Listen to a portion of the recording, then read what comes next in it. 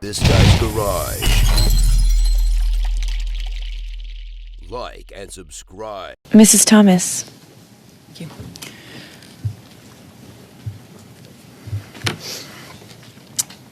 Ms. Telford, on February 13th, the Globe and Mail reported that in 2019, a CSIS briefing to the Prime Minister's office and the Prime Minister's Chief of Staff, who of course is you, warned about the connection that the former Liberal MPP from Markham Unionville had to the Beijing consular.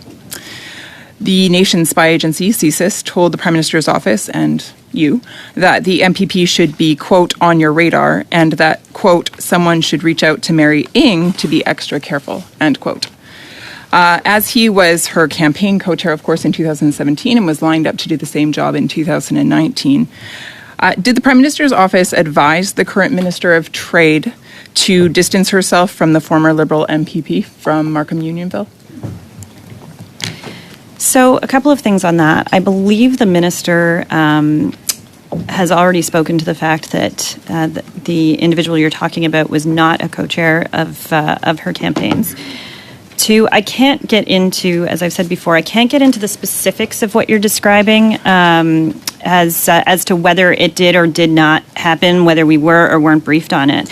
But what I can, just to take a quick step back and try to give you a little more than that, is it's okay. Memos, though, usually don't make those recommendations. So that might be helpful for you to know. Just for clarity, he was in fact her campaign co-chair in 2017, so you cannot deny that. And was lined up for 2019, but then promptly dropped within a matter of time of this report being released. So that's just an interesting fact for the public to consider. I would also remind you, Ms. Telford, that you do have the ability to talk about the extent and the timing of briefings. And the reason I say that is actually because intelligence and security expert Wesley Wark, who served for 2 terms in the Prime Minister's advisory with regards to intelligence and security, has said so. So if he says that you can provide those details, I'll take his word over yours. So let's just start on that platform, shall we? No. I'm going to pause your time. That's great. I'm not sure what's happening here. And I feel like we've been doing a really good job. I was actually saying that because the line of questioning's been so fruitful that perhaps we should try to get in a little bit of extra time past 2 o'clock just to make sure that we do get the information that we are requesting. As I said at the top of the meeting, as I have repeated, this is not a courtroom.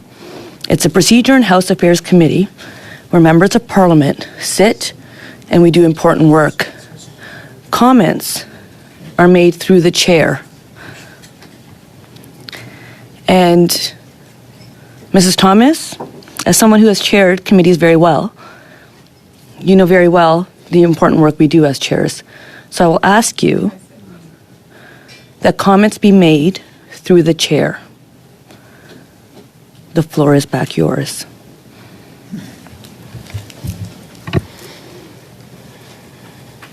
Through the chair, did anybody from the Prime Minister's office or the Liberal Party headquarters relay any information to the current Minister of Trade regarding CSIS warnings about the former Liberal MPP from Markham Unionville? So, Madam Chair, I would encourage the members, if they have questions on the Minister Ng and her local campaigns, to raise them with her. I do believe she's on the public record, though, already on these questions.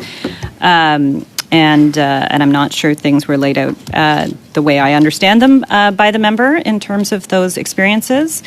And the thing I was starting to try to say earlier that I think might be useful for the member to know is that recommendations don't tend to come to us saying you should go and do the threat reduction measure if there's ever one that's recommended. And so that's just something to consider in terms of how you are presenting, or sorry, Madam Chair, how the member is presenting certain things as facts that are certainly not the way that I have experienced things.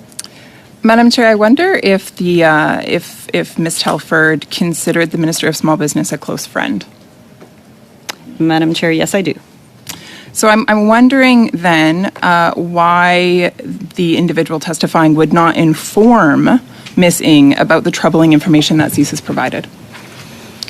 Madam Speaker, I would take you and the members back to what I said in the opening statement. even what we share between other cleared individuals within government is something that we have to be incredibly sensitive and careful about. And threat reduction measures, if they are deemed as something that are necessary, is something that security officials do, not political staff. In June 2017, at Ms. Telford's request, the National Security Advisor prepared a document entitled, quote, Memorandum to the Prime Minister. And a draft of this memo was viewed by Global News, and it states that Beijing agents were assisting Canadian candidates running for political offices. I'm wondering what prompted Ms. Telford to request this memo. So as I said in my opening statement, I ask a lot of questions in a lot of meetings, and sometimes my name also gets attached to things, even when it's not coming directly with me, I have learned over time. But what I would just say, Madam Speaker, while I can't speak to the specifics of this memo for the reasons I've said previously, my understanding through the reporting is that this was an unsigned memo, and it's particularly strange and not my experience to receive unsigned memos in PMO. So I'm wondering then, through you, Chair, did the Prime Minister receive the memo? It was requested. Madam Chair, my previous answer stands for that question as well. The previous answer was that the Prime Minister receives and reads everything. I don't even know what's happening. We're doing so good. So we set a timer. The timer beeps at the end of a round. I've shown leniency that we can get you an answer beyond that time, and then we continue. I can ask to see if that timer needs to be louder, but it's been working so far, so I feel like we're in a good spot. Minutes each. Mrs. Thomas, through the chair. Through you, Chair, I believe what we heard today then from Ms. Telford and the testimony that she provided was the following. Today she was asked a series of very simple questions. They were questions that did not require top security clearance. And yet there was a failure to give proper answers. We asked questions with regards to the Prime Minister's knowledge. We asked questions about the briefings that he received. We asked questions with regard to whether or not he was informed concerning Beijing's interference in our elections. Ms. Telford refused to provide simple answers to these very simple questions. We know that numerous intelligence documents were made available to the media and have been reported to the public. We referenced those documents throughout our questions today, and again, the questions that we put forward were skirted or altogether shot down. Now, what's quite convenient is that Ms. Telford cannot confirm the existence of documents that contain, of course, the most damning information concerning the Prime Minister. And with that, I'm talking about documents that reveal Beijing's interference in our elections, Beijing's motivation to elect Liberals to the House of Commons by providing paid staff members to these campaigns, as well as funneling hidden, secret, and illegal money to them. Ms. Telford was not able to discuss these documents conveniently. What's interesting, however, is that Ms. Telford had no problem whatsoever denying the existence of some documents. But when it came to this document, the document that shows Beijing's interference in order to elect Liberals, Ms. Telford did not deny the existence of that one. So I'll allow her silence to speak for itself. However, Ms. Telford also told us that the Prime Minister is briefed regularly. Ms. Telford also told us that she is the Prime Minister's right-hand individual, constantly with him. That, and I'll quote directly, the Prime Minister reads everything, and, quote, there is nothing that is ever kept from the Prime Minister, end quote.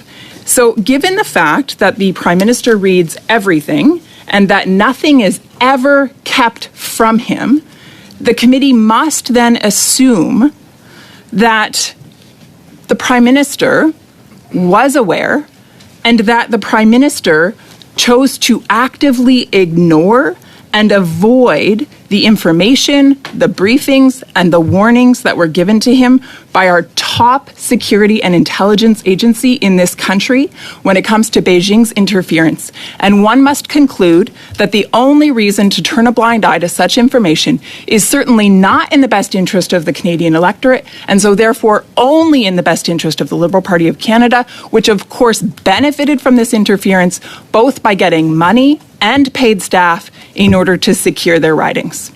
I'll leave it there. Madam Chair, There was no question, Madam Chair. Go ahead, Ms. Telford. Madam Chair, it's interesting that I was accused of silence, then told I wasn't asked a question when I was trying to answer, and further was then being quoted in the statement that was just made. So apparently I did say something.